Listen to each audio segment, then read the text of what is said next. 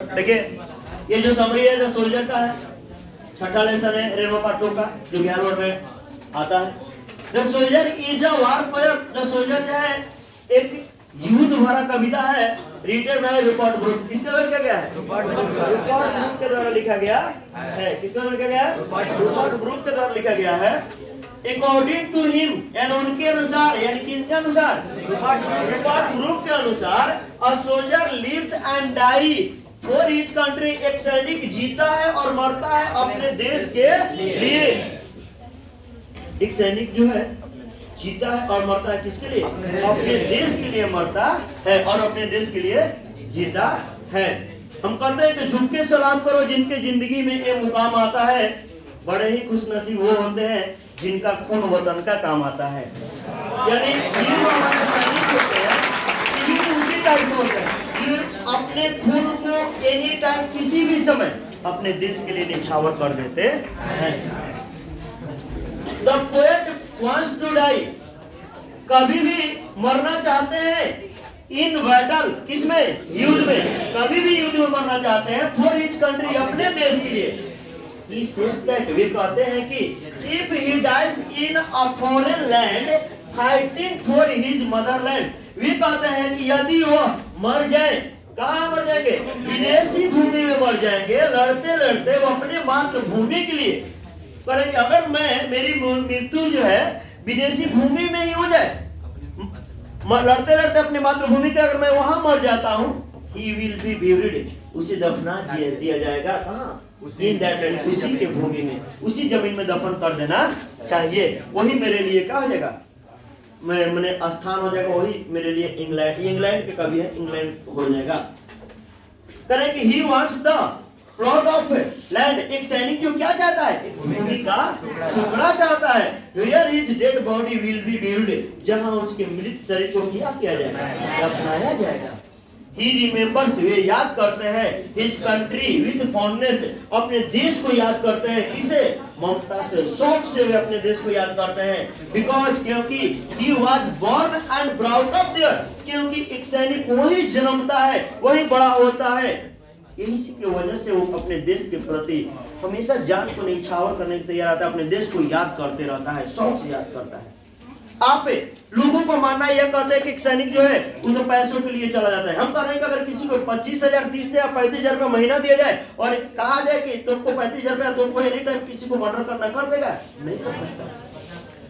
1 लाख में भी नहीं करने वाला, तो मेरे कहने को नहीं कर सकता है। कारण बता रहे हैं कि वहां जो आप जीते हैं, आप केवल देश को ही सोचते हैं।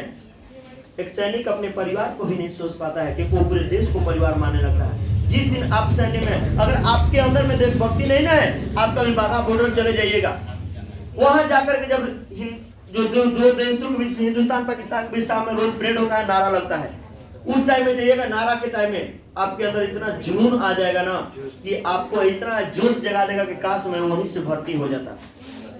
ऐसा आपके अंदर जो भी अगर देश के खिलाफ सोच रहे हो, देश के पॉजिटिव में सोचने लगेंगे कि क्या सैनिक क्या करता है। 2 मिनट के लिए सोचिए, 10 में वहां तो आपके जुनून अंदर से जग जाएगा।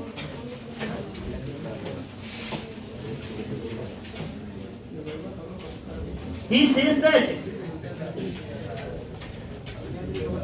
वे कहते हैं कि his country has given him, यानी उनका जो देश है उन्हें दिया है, क्या दिया है? फ्लावर टू लव, फूल दिया है प्रेम करने के लिए। ऑब्जेक्ट बन सकता है, फूल दिया है प्रेम करने के लिए। वेज टू वॉक, रास्ता दिया है चलने के लिए। एंड एयर टू ब्रीथ, और हवा प्रदान किया क्या करने के लिए? सांस लेने के लिए। आप अगर सांस भी लेते हैं, चलते भी हैं, कुछ चीज का अगर यूज भी करते हैं, तो आपका ही मिट्टी जो है, आप ही का देश जो इसको प्रोवाइड किया है, आपको दिया है। और आपको अगर अपने देश से अगर प्रेम नहीं है तो इस देश में रहने का अधिकार नहीं है। आप तो कम से कम अपने देश की, कोई भी हो, असैनिक की इस चीज को भली भांति समझता है। हम लोग कहते हैं कि आखिर कश्मीर में हमेशा क्यों गोली बंदूक चलते रहता है? कभी विचार आप लोग कीजिएगा?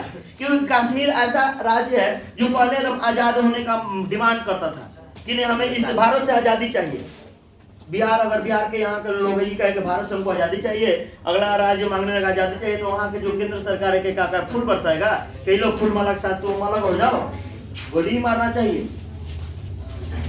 आप इस देश के हैं, जो भारत के हैं, यहाँ पे खाते हैं और दूसरे देश के बारे में कैसे सोच रहे हैं? क्या जब यहाँ से सब कुछ आप प्राप्त किए, आपके माता पिता सब कुछ पढ़ाई लिखाए और आप कहिए कि नहीं मैं अपने माता पिता से अलग रहेंगे, ये आपका अधिकार नहीं बन रहा है। वो आप कर रहे थे, जबरदस्ती कर रहे हैं।